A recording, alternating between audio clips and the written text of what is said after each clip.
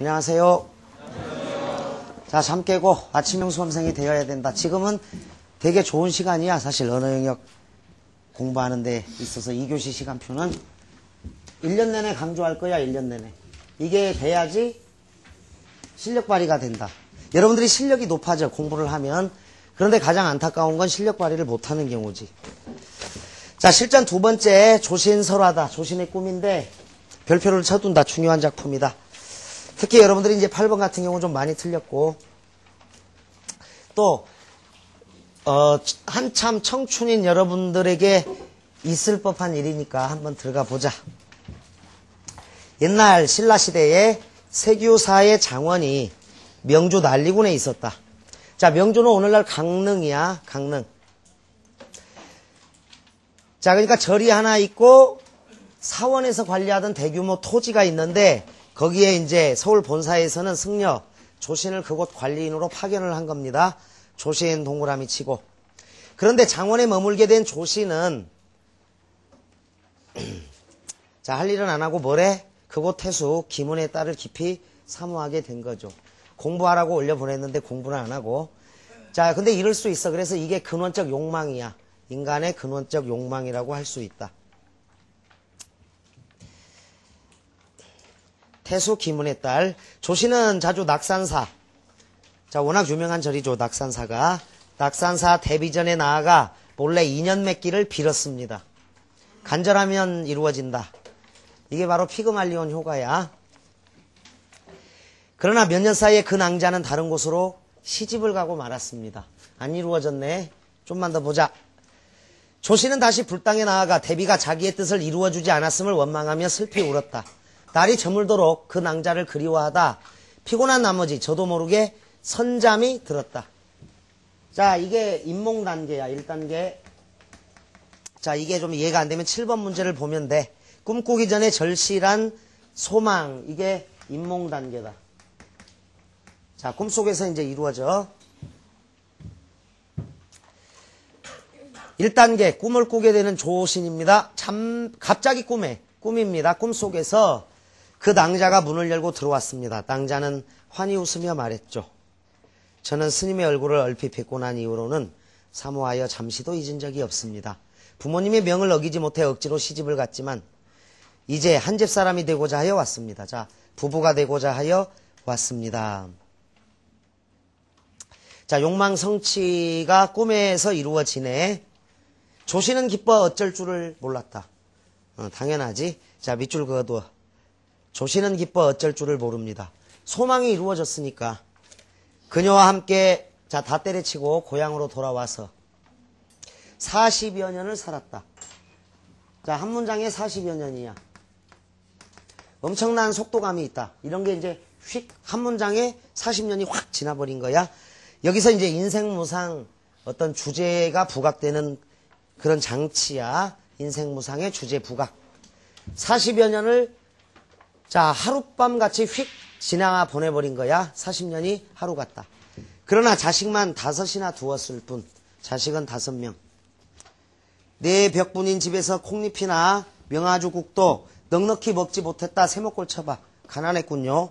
넉넉히 먹지 못했다. 넉넉히 먹지 못했다. 자, 가난의 실상 중에 하나다. 드디어 영락하여 서로 이끌고 사방으로 다니며 입에 풀칠을 하게 됩니다. 책임을 못 질 일을 한 거야. 그리고 저기 어제 배운 우리 평강공주는 왕의 딸이라서 가지고 나올 때 막 모든 걸 가지고 나왔잖아. 금은보와 이거를. 서동요의 선화공주도. 근데 여기 김은의 딸이면, 태수의 딸이면 좀 보석이 있을 법한데 빈손으로 왔나 봐. 그래서 이제 가난했다. 아주 기억이 가난의 실상이다. 이렇게 10년 동안 떠돌아다니면 이제 50년 떠돌아다니다 보니 옷은 누더기가 되어 몸을 가리지 못했다. 마침 명주 해연령을 지나다가 15난 큰아들이 굶주린 나머지 갑자기 죽자 통곡하며 길가에 묻었다. 남은 식구는 우곡현어 길가에 띠집을 짓고 살았다. 좋은 집이 아니네. 역시 가난이다. 띠집을 짓고 겨우 살았어요. 자, 부부가 늙고 병든 데다 굶주려 일어날 수 없게 되자 10살 난 딸아이가 돌아다니며 구걸을 합니다. 역시 가난의 실상이야. 딸아이를 키워서 시집을 보낼 생각을 안 하고 국어를 해오느라 그런 거지. 마을의 계획에 물려 거의 죽을 뻔하였다. 자, 불행한 일이 연속적으로 발생하고 있다. 설상가상 엎친 데 덮친 격이다. 눈 위에 설이 친다. 가난으로 인한 고통이라고 적으면 돼. 딸아이가 아프다고 누워 울부짖자 부모는 탄식하며 한없이 울었다. 울고 슬퍼하고 이런 내용이지. 부인이 눈물을 흘리며 창졸간에 말하였다. 제가 당신을 처음 만났을 때는 꽃다운 나이였고 의복도 좋은 것이 많았으며 맛있는 음식이 있으면 당신과 나누어 먹고 몇 자 되는 옷감이 있어도 당신과 함께 나누었습니다. 집을 나와 산지 50년 만에 정분이 막역하고 은혜가 두터웠으니 후한 인연이라고 할 만했습니다. 자, 리을은 긍정적이다. 아름다웠던 과거지. 그동안 50년을 회고해 보건대 50년을 한결같이 이 두터운 인연이 되었다. 그래도 부부 사이는 좋았던 거야. 끝까지 사랑하는 사이고. 그러나 몇 년 이래로 늙음과 병이 해마다 더욱 심하고 춥고 배고픔은 날로 더욱 핍박하게 되었습니다. 남의 집 겹방살이나 하찮은 음식조차도 빌어서 먹을 수가 없게 되었으며, 자, 미음은 역시 가난이다. 가난. 그래서 기역, 니은, 디귿, 미음까지 연결해서 가난으로 인한 고통이라고 정리를 하고 4번 선택지만 아름다웠던 2년 정도가 되겠지. 그래서 10번 답을 보세요. 상황이 이질적인 것. 답이 4가 되죠. 수많은 문전에 걸식하는 부끄러움은 산더미보다도 무겁습니다. 아이들이 추위에 떨고 굶주리는데도 도울 수가 없는데 어느 겨를에 부부가 사랑하는 마음을 느낄 수가 있겠습니까? 일단 먹고 살 문제가 해결이 돼야 돼. 목구멍이 포도청이지. 젊은 날에 화사한 웃음은 풀잎의 이슬이 되고. 그러니까 이제 한문 영역에서 이 부분은 명문장이야. 그래서 해석을 좀 잘 기억을 해도 그냥 한글 문장으로 번역이 되어 있는 거긴 하지만 그 삼국유사 원본 자체의 한문 문장에서 굉장히 아름다운 문장으로 인정받는 부분이다. 쭉 밑줄을 그어봐. 젊은 날에 화사한 웃음은 풀잎의 이슬이 되고 질환 같은 지초와 난초 같은 아름다운 약속은 바람에 날리는 버들가지와 같이 되었습니다. 여기서 이슬이라든가 버들가지는 어떤 순간성 뭐 이 정도 의미가 있는 거지. 화사한 웃음 아름다운 약속이 변했다. 한순간이었다. 당신은 이제 저를 힘들어하고 저는 당신을 걱정하고만 있습니다. 자, 밑줄 곰곰이 옛날의 기쁨을 생각해보면 그것이 오히려 근심의 시작이었습니다. 이게 이제 역설적 표현이라고. 당신과 제가 어찌 이 지경이 되었는지요. 또 명문장이다. 여러 마리 새가 함께 굶주리기보다 삶의 고통을 함께 받기보다 차라리 짝일은 난새라도 되어 거울을 보고 역시 밑줄 짝을 그리워하는 게 낫지 않겠습니까? 차라리 그리움의 고통을 짊어지자. 함께 굶어 죽느니 제각기 살 방도를 찾아서 각자 살고 서로 그리워하며 지내자라는 거야. 좋을 때는 같이 하고 나쁠 때는 떠나는 것이 인정상 차마 할 일이 아닙니다. 그러나 가고 멈추는 것은 사람의 마음대로 되는 것이 아니요 헤어지고 만나는 것은 운명입니다. 청컨대 여기서 헤어지는 것이 어떻겠습니까? 이 말을 들은 조씨는 크게 기뻐하며, 자, 좀 무책임하거나 웃기다 얘. 그 가 다음 문장 다시 밑줄 그어봐. 조씨는 기뻐 어쩔 줄을 모르죠. 그런데 다 다음 문장 다시 또 이 말을 들은 조씨는 크게 기뻐했대. 와서 기쁘고 헤어져서 기쁘고 이제 이런 건데 삶이 이래. 자, 여기에 아이러니컬한 인생이다. 완전 이질적인 정반대의 상황인데도 또 기뻐해. 조신이 아이러니컬한 인생. 이 아이러니가 사실은 만무방에도 있어. 김유정의 만무방에도 헤어지자고 할 때 기뻐하는 그런 내용들이 나와. 각기 아이를 둘씩 나누어 데리고 떠나려 하는데 아내가 말하였다. 저는 고향으로 향할 터이니 당신은 남쪽으로 가십시오. 이리하여 이별하고 길을 가다가 조씨는 잠에서 깨어납니다. 자, 밑줄 잠에서 깨어났다. 여기까지가 이제 2단계, 강몽 단계야. 7번 문제 보기 봐. 꿈속에서 체험이다. 이 깨달음이 있었다는 거야. 강몽이고, 알고 봤더니 희미한 등불은 가물거리고 밤은 깊어가고 있었다. 40년이 하룻밤이야. 50년이라고 봐야겠지. 50년이 꼴 하룻밤에 해당되는 시간. 눈 깜빡할 사이야, 50년이. 자, 그래서 여기다가 인생 무상이다. 역시 인생은 덧없음이라고. 8번 문제 굉장히 많이 틀렸는데 별표가 쳐져 있죠. 8번 문제를 이해하려면 2단계가 끝났고 이윽과 아침이 되자 밑줄 조신의 머리는 하얗게 새어 있었다. 밑줄 그어둬. 자, 하룻밤 사이에 여러분 이 검은 머리가 전부 다 하얗게 변해버렸다. 어떤 일 때문이겠지. 어떤 일 때문일 거라고. 자기가 그토록 원하는 욕망이 무상한 거고 덧없는 거고 확 바뀌어버리는 거야. 그러니까 내가 알고 있는 어떤 분은 이제 새치가 좀 나고 이건 괜찮아. 선생님도 흰머리가 요즘 생기더라. 그러니까 이제 나이 들어감에 대한 인식이 요즘 생기고 있는데 어머님이 돌아가셨어. 근데 하룻밤 사이에 머리가 하얗게 변해버려. 그만큼 이제 사랑하는 어머님 돌아가시고 이 고통이 컸다라는 건데 여기서 흰머리로 완전히 바뀌는 건 고민, 고통이야. 그래서 8번에 이제 4번에 보면 정신적 고통의 강도가 컸다. 깨달음이 크게 이게 강몽 단계라서 이제 이럴 수 있는데 여러분들이 바로 4번으로 못 가면 오답 지우기 방식을 도입해서 지워나가야 돼. 순차적으로. 그러니까 언어 영역은 객관식이기 때문에 적어라. 선택지들 사이의 상대적 비교. 선택지들 사이의 연관관계 찾기야. 1. 세월이 많이 흘렀다 부분은 하룻밤이라고 분명히 나와. 자기가 잠자기 전에 등불이 켜져 있었어. 그런데 등불이 여전히 가물거리죠. 등불은 그대로야. 이게 구운몽에도 있거든. 구운몽은 또 이 액자가 굉장히 길어. 최강권이 통째로 거의 액자야. 그런데도 하룻밤이야. 양소유가 팔선녀를 만나서 입신양명하고 이 모든 과정이 엄청나게 길지만 사실 하룻밤 꿈이라고.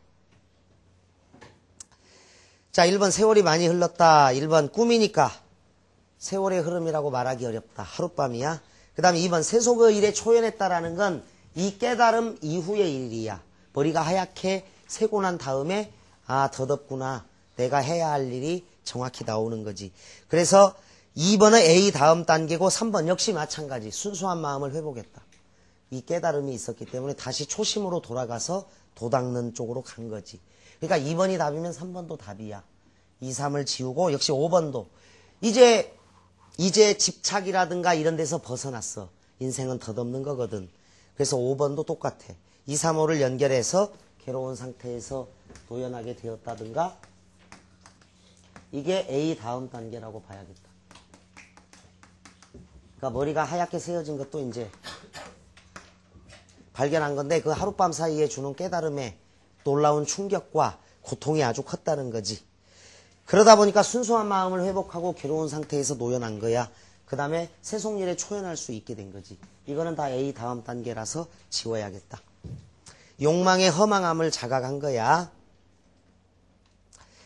자, 그래서 라에서 조시는 아주 세상에 뜻이 없어진 거야. 바로 A 다음 단계로 나오죠. 머리가 하얗게 새어졌고 여기서 깨달음이 있었고 그게 이제 7번 문제하고도 연관이 된다. 7번 문제하고도.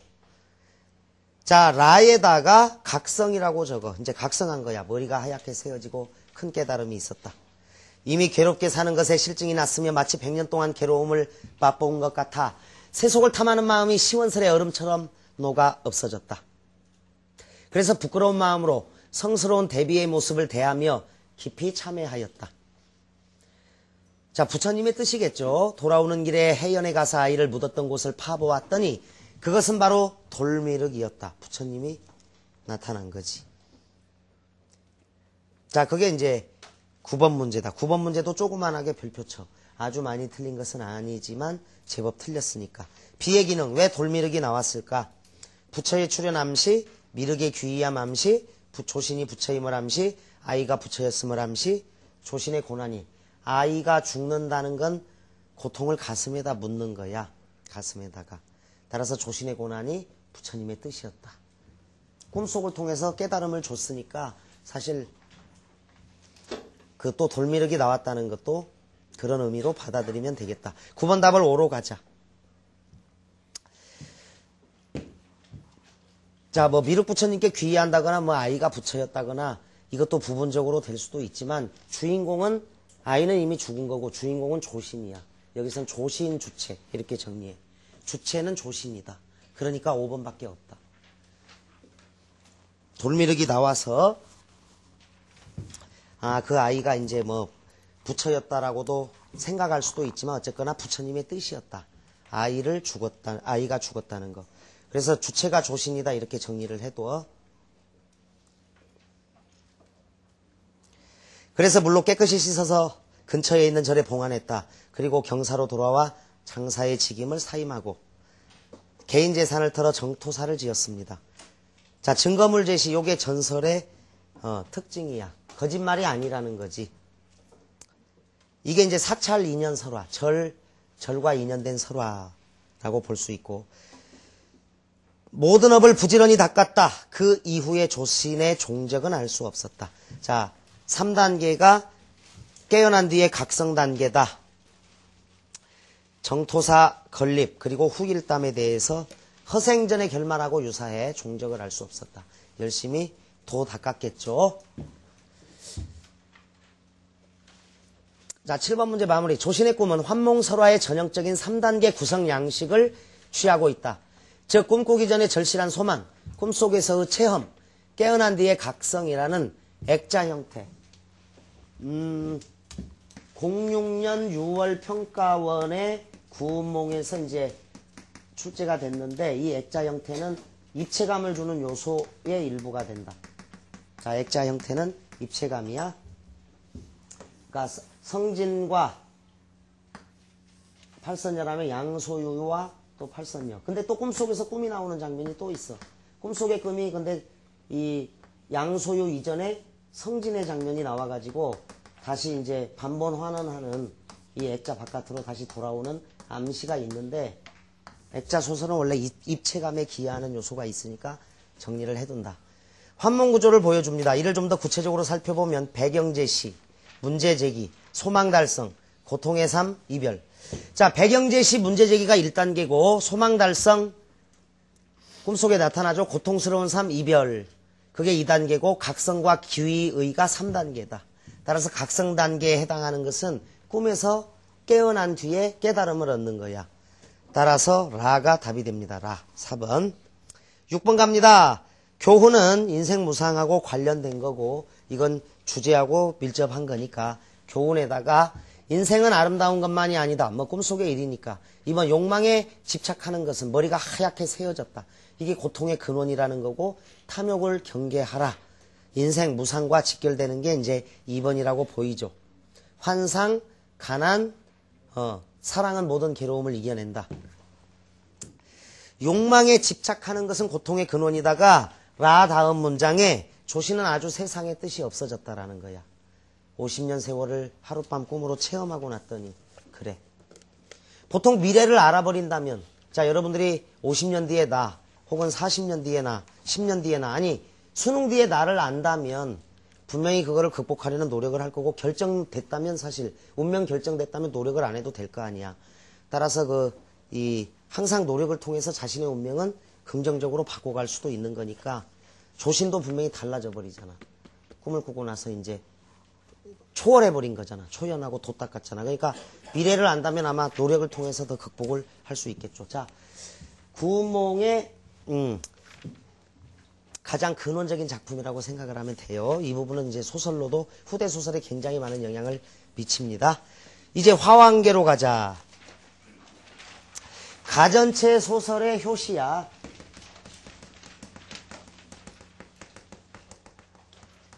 효시라는 건 전쟁 시작하기 전에 2편과 2편에서 화살을 날려가지고 자 이제 싸움 시작하자. 첫 작품이 이 뜻이야.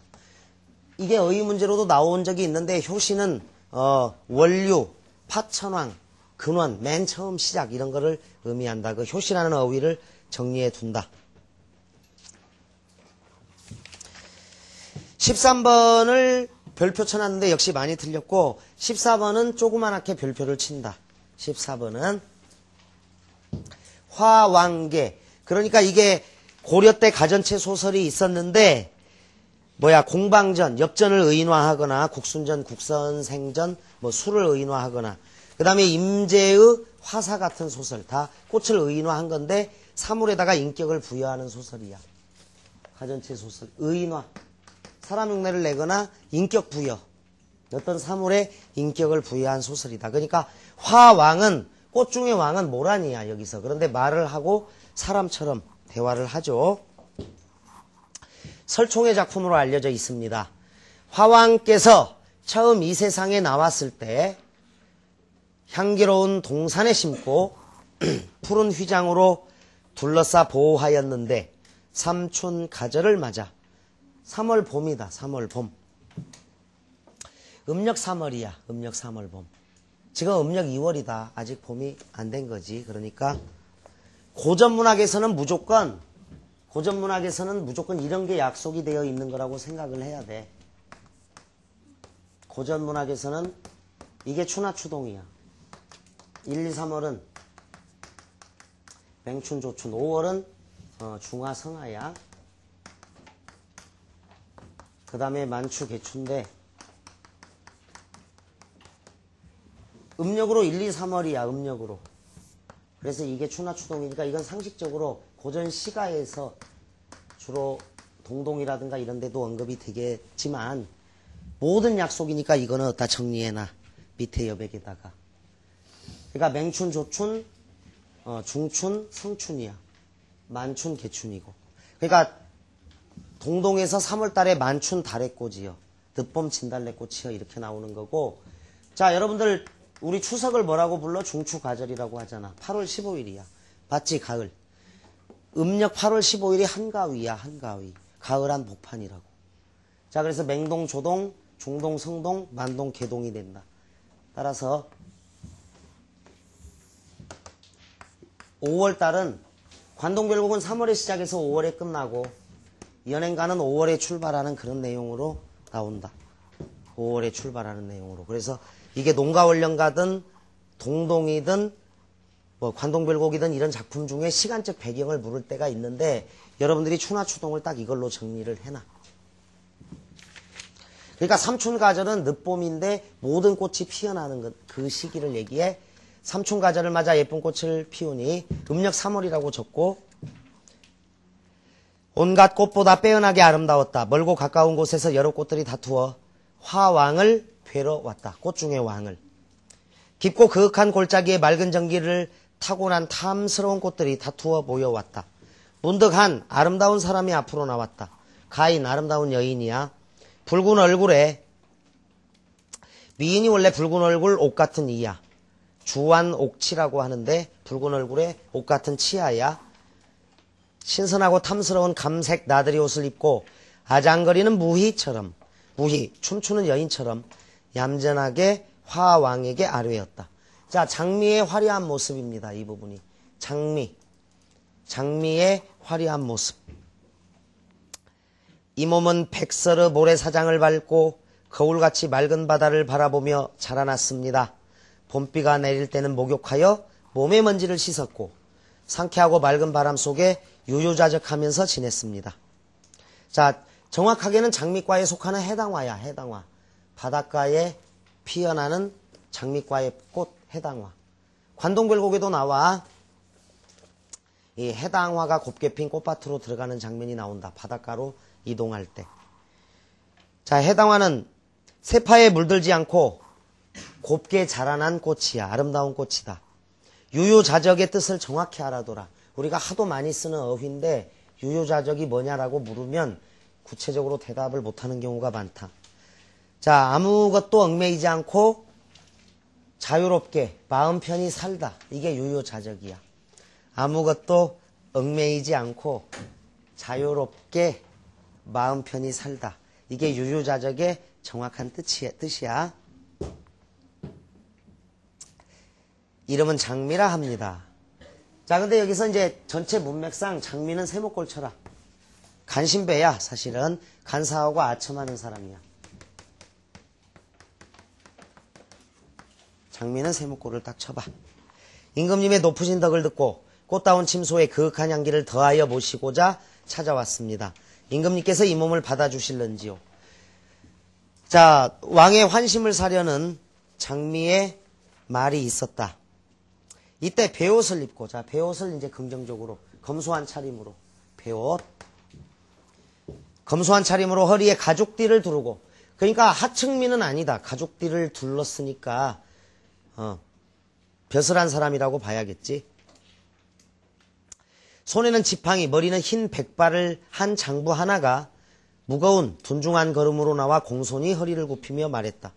분명히 서민은 아닙니다. 지팡이에 백발의 가죽띠니까 아마 나이도 많아요. 흰머리가 날 정도. 그러니까 인생에 연륜이 있으신 분이야. 경륜이 있는 분이니까 왕의 스승이 될 만한 사람 정도가 돼. 왕의 스승이 될 만한 경륜과 원숙함을 가진 분이다. 공손히 허리를 굽히며 말합니다. 이 몸은 서울 밖 한길 옆에 사는 백두옹입니다. 할미꽃, 할미꽃. 할미꽃이야. 자, 충간하는 사람에 대한 비유인데 충성스러운 마음으로 임금님의 잘못된 것도 지적하는, 죽기를 각오하고 직언을 할 수 있는, 직관을 할 수 있는 신하야. 여기서 백두옹은 충간하는 사람 비유. 이놈들이 2교시가 이게 굉장히 좋은 시간이라고 얘기를 해도, 재준 정신 차려. 자, 전부 다 기지개 안 되겠다. 몇 시에 자 너? 몇 시? 12시 넘어서 잠들지. 그니까 창현이 몇 시에 자나? 너는 체력이 되니까 그런 모양인데, 재수생들은 단기간의 승부가 아니야. 재수생들은 여러분들이 지금은 자기 공부를 추가적으로 할 만한 시간이 없어도 돼. 다시 한번 얘기하지만 10시까지 자습을 하잖아. 4시부터 일반적으로. 숙제가 너무 많으면 10시까지 모든 숙제와 복습을 해도 부족해, 저 시간이. 그러니까 11시까지 갈 수도 있고. 그런데 저게 한 달 지나면 8시 30분까지 앞당겨지고, 좀 더 한 달 지나면 6시까지 앞당겨지게 되어 있는 거야. 자기 세계에 갇혀있는 학생들이, 이거 사탐이나 뭐 과탐이나 이런 거 배울 때, 이거 작년에 수업 들었던 거고, 작년에 배웠던 건데, 내 자신이 한심하네, 또 배우네, 똑같으네, 이러면서 자꾸 위축될 수가 있어. 재수나 삼수나 이렇게 공부를 하면서. 그런데 그게 실제적으로 자기 점수나 이런 데에 직결된다고 생각하고 백지 상태에서 다 받아들이고 내 것으로 만들어야 돼. 그러니까 여러분들이 이론적으로 수영하는 법, 피아노 치는 법, 자전거 타는 법을 배워도, 자, 1단계 이론 공부를 해도 수영장에 던져놓거나 자전거에 앉혀놓으면 넘어져. 수영 못해. 피아노 엉망이야. 그래서 무수한 실전 연습을 하잖아. 이승엽이 홈런을 못 쳐서 타석에 들어서기 전에 타격 연습하는 거 아니야. 아주 잘 치지만 끝없이 연습을 하는 거라고. 2단계. 그래서 이거 완벽하게 숙달한 게 모의고사야. 이게. 그런데 10,000명, 5만 명의 관중 앞에서 해봐. 그러면 못해. 떨려서. 강한 자신감을 가지고, 수능이라는 곳이 어떤 곳이야? 태초에 신비가 있는, 오로지 침묵, 천지창조의 침묵이 있는 곳이야. 나와 시험지와의 주객일체밖에 없다고. 그런데 그 앞에서 졸아. 여러분들 명심해라. 내가 수능 전날 일찍 자고 일찍 일어난다고 해서 7시에 자라는 얘기 아니다. 수능 전날 7시에 자서 3시에 일어난 애도 있다. 그리고 그 다음부터 잠이 안 온다. 1, 2교시 언어 100, 수리 100이다. 근데 3교시 외국어 듣기 하다가 잤어. 78. 이런 애들 없을 것 같아? 있어, 매년. 근데 학기 초에 내가 이야기를 해주니까 설마 내가 그러겠어. 근데 올해도 이런 애가 있었다. 이게 말이 되냐? 언어 실력하고 수학 실력을 보건대 영어가 3등급이 나올 수 있나? 60만 명 중에 2명 정도 있대. 근데 한 애가 우리 대성학원 학생이야. 외국어 듣기 할 때부터 말리기 시작한 거라고. 얼마나 아까워 이거. 11, 111, 제2외국어까지 1등급. 근데 외국어가 3등급이야. 근데 학기 초에 내가 이 얘기 해주니까 얘가 학기 초에 말해줬잖아. 그러니까 설마요 선생님 그때는 제가 그렇게 될 줄 알았나요? 내가 지금 이제 야간 법의대반에 들어오기로 하고 혼자 공부를 하고 있어. 조간종합반은 이제 힘들잖아. 되게 힘드니까 작년에 어제도 이제 작년 우리 반 학생들이 한 6, 7명 와가지고 이제 다 대학을 잘 간 애들이야 대체로. 1년 더 할 수 있겠냐? 죽어도 못합니다. 다시 하라고 하면 죽어도 못하겠습니다. 이런 얘기를 해. 그러니까 올 한 해 에너지를 다 집결해야 되는데 그렇다고 해서 2시까지 공부해서 하고 나서 존다. 비몽사몽이다. 이거는 잘못하고 있는 거야. 명백하게.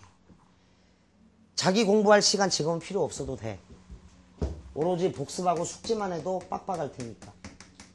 이거 계속 해놔. 계속. 재학생, 재수생, 분명한 차이는 재수생은 1년 더 하니까 탄탄하게 다질 수 있는 시간이 필요한데 그게 복습과 숙제야. 그게. 2시까지, 3시까지 이건 아주 어리석은 일이라고. 체력이 뒷받침되는 재학생도 아니고 장기간이야. 장기전이야. 마라톤을 뛰어야 된다고. 예, 여러분 반에 내가 항상 수요일날 2교시에 여기 수업을 들어왔는데 아 얘네들이 지금 공부할 게 되게 많아서 아니면 습관이 좀 잘못 들어있는 거야. 재수생들은 무조건 아침형으로 바뀌어야 돼. 대통령도 4시에 일어나신대잖아. 국민의 머슴이라고. 더 일찍 일어나고 아침형 대통령 딱 이렇게 밀고 나가잖아.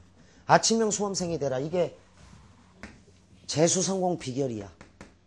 이게.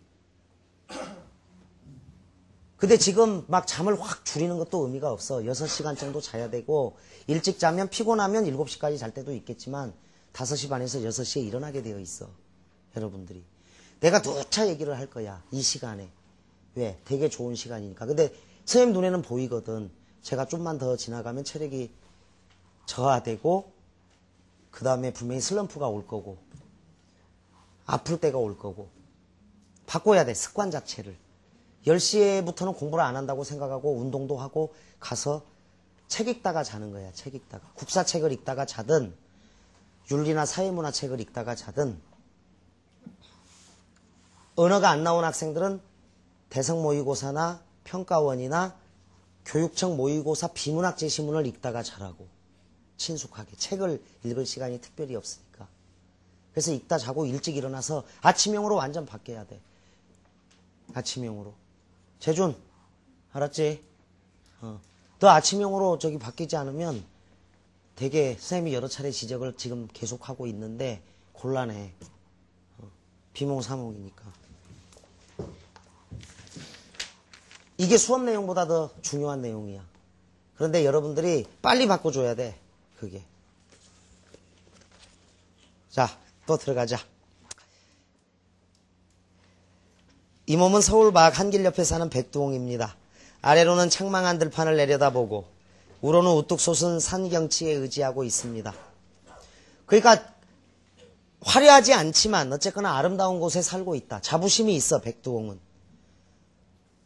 우뚝 솟은 산 경치. 맑은 전기를 받고 살아. 가만히 보옵건대 좌우에서 보살피는 신하는 고량과 고량진미, 기름진 고기와 맛있는 음식이다. 향기로운 차와 술로 수라상을 받들어 임금님의 식성을 흡족하게 하고 정신을 맑게 해드리고 있사옵니다. 또 고리짝에 저장해둔 좋은 약으로 임금님의 기운을 돕고 금석의 극약으로서 임금님의 몸에 있는 독을 제거해 줄 것입니다. 그래서 이러기를 자 금석의 극약도 필요하다라는 거야. 이열치열이야. 독을 독으로서 다스려. 비록 사마가 있어도 자 사마는 좋은 거다 원래. 아름답고 부드러운 것 최선의 것이라고 적어. 사마가 있어도 그런데 모든 것을 다 비단으로만 좋은 것으로만 할 수는 없는 거니까 자 최선의 것. 사마가 있어도 아름답고 부드러운 것 명주실 이런 것들이야. 군자된 자는 관괴라고 해서 버리는 일이 없고 자 관괴는 차선의 것이야. 도롱이하고 삿갓을 돗자리를 짜는 풀 이름이다. 그러니까 요게 이제 차선의 것이지. 보통 사람들이 좋은 것만 찾을 거라는 거야. 그런데 군자된 자는 관계라고 해서 버리는 일이 없고 부족에 대비하지 않음이 없다고 하였습니다. 부족에 대비하지 않음이 없다. 이게 유비무환의 자세야. 유비무환이야. 쌤이 운동하라고 그런 거는 유비무환으로 얘기한 거야. 8월달 이후를 대비하라. 8월달 이후를 대비하라. 유비무환의 자세를 갖추어야 한다. 고 하였습니다. 임금님께서도 이러한 뜻을 가지고 계신지 모르겠습니다. 최선의 것이 있어도 차선의 것을 버리지 않는다. 즉 유사시에 대비한다. 화왕의 마음을 경계하기 위해서 충간하고 있는 말이야. 한 신하가 화왕께 아래였다. 두 사람이 왔는데 백도원과 장미가 왔어. 임금님께서는 누구를 취하고 누구를 버리시겠습니까? 양자택일하라 라고 물어버린 거지. 화왕께서는 이렇게 대답하였다. 장부의 말도 도리가 있기는 하나 틀린 말은 아니다. 이것도. 그러나 가인 장미를 얻기 어려우니 이를 어찌할꼬. 자 밑줄 이를 어찌할꼬. 가인을 얻고 싶다. 이게 화왕의 내면 갈등이야. 내면 갈등이다. 그러자 장부가 나와 말하였다. 제가 온 것은 임금님의 총명이 모든 사리를 잘 판단한다고 들었기 때문입니다. 그러나 지금 배우니 그렇지 않으십니다. 무릇 임금된 자로서 간사하고 아첨하는 자를 가까이 하지 않고 정직한 자를 멀리하지 않는 이는 드뭅니다. 그래서 맹자께서는 자 예시다. 불우한 가운데 일생을 마쳤고 풍당이라는 분도 난관으로 파묻혀 머리가 백발이 되었습니다. 재주가 아주 뛰어났던 분들이야. 맹자하고 풍당. 예로부터 이러하였는데 저인들 어찌하겠습니까? 자 인재 등용의 모순 비판. 사실은 맹자님의 능력, 풍당이라는 분의 어진 인재였는데 벼슬을 아주 하층민으로밖에 얻지 못해서 능력, 역량을 발휘를 못한 안타까움에 대해서 인재 등용의 모순을 비판하고 있어. 명심해라. 여러분들 실력 올라간다. 분명히. 실력 되게 높아지는 거야. 공부를 더 하니까. 그런데 이거를 이날 가서 당일날 가서 발휘를 해야 될 거 아니야. 실력은 높아졌는데 점수가 이만큼 나오는 이 괴리감을 이겨내야 될 거 아니야. 안타까운 게 맹자나 풍당뿐만이 아니야. 우리 재수생들도 이게 안 되면 실력 발휘가 안 돼. 선생님이 지켜본 바에 의하면. 그래서 아침에가 집중력이 높은 시간이니까 쭉 훑어서 공부를 하라는 거야. 자, 화왕은 마침내 다음의 말을 되풀이하였다.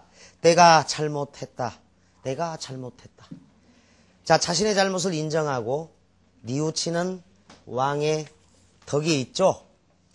자, 장미의 외양의 눈이 어두워서 진짜 필요한 것, 충간하는 이 충성스러운 신하. 처음에 귀에 거슬릴 수도 있어. 충간이라는 것은. 그런데 왕이 이제 사과하고 받아들이잖아. 내가 잘못했다. 잘못했다. 따라서 여러분들은 13번 문제를 풀 때는 이 마지막 말까지 참조해서 자 최종적인 평가야. 빨갛게 밑줄 그어라. 최종적인 평가야. 어리석은 측면이 있을 수도 있고 또 정직할 수도 있어. 자신의 내면 갈등을 드러내면서 이를 어찌할꼬 이랬으니까. 그러나 문제가 최종적인 평가라면 내가 잘못했다 잘못했다 해서 백두홍을 껴안잖아. 백두홍을 선택하는 거야. 아름다운 장미가 아니라. 즉 우유부단함도 넘어선 거야. 부분적으로만 맞아. 정직하다, 우유부단하다 이것도 부분적으로만 맞는 거야. 그런데 포용하잖아. 잘못을 인정하고 남의 의견을 받아들이잖아. 그래서 최종적인 인물 되면 포용력이 있다로 봐줘야 돼. 마지막에 선택하잖아. 내가 잘못했다. 내가 잘못했다. 그래서 장미가 아니라 신하가 이제 둘 중에 누구를 취하겠습니까? 하니까 백두홍으로 간 거야. 자, 그래서 13번을 사로 해줘야 된다. 14번 기역과 유사한 상황. 자, 임금된 자로서 간사하고 아첨하는 자를 가까이 하지 않고. 자, 달콤한 말을 하니까 가까이 하죠. 정직한 자 싫어. 귀에. 이로운 말은 입에 쓰다고. 귀에 듣기가 싫어. 자꾸. 그러니까 기역과 유사한 상황에 쓰일 수 있는 속담할 때 우선, 당장. 당장에다 동그라미. 우선 먹기에 곶감이 달았던 거야. 자, 우물에 가서 숭늉 찾는다. 성질이 급하다. 참을성이 없다. 틀어서 먼지 안 나는 사람 없다. 가지 많은 나무에 바람 잘 날 없다. 자, 5번은 닭 잡아 겪을 나그네 소 잡아 겪는다. 호미로 막아도 될 일을 방치해뒀다가 이제 가래로 막는 거야. 탈이 커져서 엄청난 손해를 봤을 때. 거기에다가 이규보의 이옥설이라고 적어놔. 5번 선택지에다가.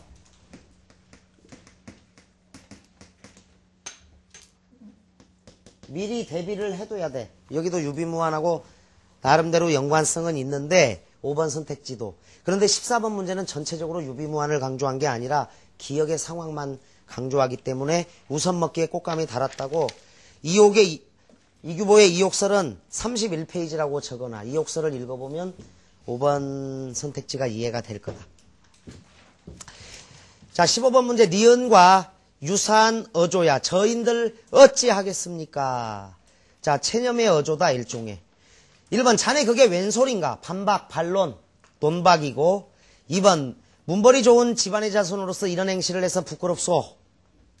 다음부터 이런 일이 생기지 않도록 조심하겠소. 잘못을 시인한다. 인정하는 어조죠. 만약에 내가 잘못했다에 밑줄이 그어져 있다면 2번 선택지로 가야 돼. 3번 여보시오. 어느 새아들 놈이 부처님께 적어놓고 반말하겠소. 눈 뜨려다가 앉은방이 되게요. 밑줄 사람 무시하지 말고 염려 말고 적으시오. 자, 신봉사의 당당한 말. 공양미 300석을 나는 바치겠다라는 얘기야. 당당한 말이야. 4번 남녀가 유별함으로 비록 천민의 딸이라도 자기 스스로 남자를 만나는 것이 옳지 못한데. 빨갛게 밑줄 하물며 양반의 딸인 나야 더 말해 무엇하겠느냐. 어쩔 수 없다. 뭐 이런 쪽으로 갈 수 있는 거야. 그래서 4번 답. 5번은 마지막. 과도히 상심하지 마시고 그만 분을 푸십시오. 위로야 위로. 5번은 위로다. 그래서 15번 답을 4로 체념에 가까운 것을 고른다. 12번 교훈이다. 주제에 유비무환의 자세도 있는데 이제 백두홍을 선택한 걸로 봐서 12번에 1번 정직한 신하를 가까이 해야 한다 이랬으니까 12번에 1번이 답이고 왕이 잘못을 인정하는 것까지 나갔으니까 13번에 사랑 연결해. 이 글의 주제야. 설총. 2번 탐욕스러운 마음은 인간을 망치는 뭐 독약이다 그랬는데 12번에 1번은 일단 백두홍이라고 정리하고 유비무환의 자세라고 해두고 2번도 부분적으로는 맞을 수 있어. 그런데 이제 화왕이 왕된 자가 잘못을 인정하면서 충신을 포용하는 그런 충관하는 신하를 포용하는 내용으로 갔으니까 1번이 주제가 됩니다. 11번 백동이 화왕을 설득하는 방식은 맹자와 풍당의 사례가 나오죠. 따라서 상대방이 자신의 잘못을 인정하게 하고 있다. 그래서 맹자 풍당을 써두면 3번으로 가는 게 맞겠다. 자, 그래서 11번을 3번으로. 자, 1번 자신의 장점만 부각시키는 거 아니고 굴복도 아닙니다. 굴복. 동정심호소 틀렸죠? 4번 충분히 생각할 시간을 주어 스스로 깨닫게 하려면 다음에 다시 오겠습니다. 뭐 이런 얘기를 해야겠지. 4번도 안 된다. 불안한 심정 자극, 생각을 받아들일 것을 강요하고 있는 게 아니라 맹자님과 풍당은 임금님도 아는 역사적인 좋은 사례가 되니까 자신의 잘못을 인정하게 하고 있는 3으로 가는 게 맞겠다. 자, 여러분들 늘 강조하지만 1년 동안 장기전이니까 항상 일찍 자고 일찍 일어나서 아침형 수험생이 되어야 된다. 자, 수고하셨습니다. 감사합니다.